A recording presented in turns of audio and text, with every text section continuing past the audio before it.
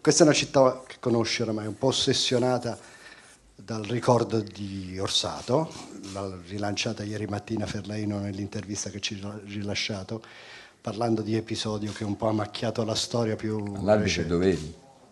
Sì, no, stavo parlando di Orsato. E in tutto questo si è andato ad aggiungere altro, no? I social oramai appartengono al nostro tempo, la foto di Doveri, che peraltro ritengo bravissimo insieme a Sozza, con questo trolle che insomma è un fatto abbastanza curioso, anche divertente, niente di più, lungi da me l'idea di fare dietrologia. Ma questo genere di, come dire, impatto emotivo della città, della tifoseria, è un aspetto anche all'interno dello spogliatoio o non ci arriva? Secondo me non arriva neanche al calcio, però forse vi manca un passaggio su questo trolley, su questo zaino. Io lo so, forse vi manca un passaggio perché... Perciò non faccio dietrologia, lungi da me, ho detto. Perché forse non sapete, all'aeroporto poi lui, la finanza lo ha fermato.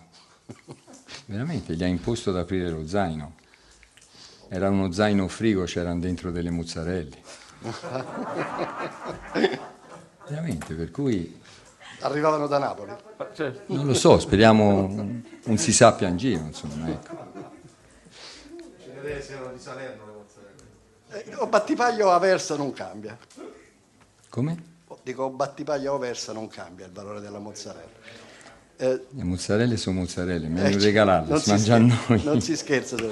Dopo aver sdrammatizzato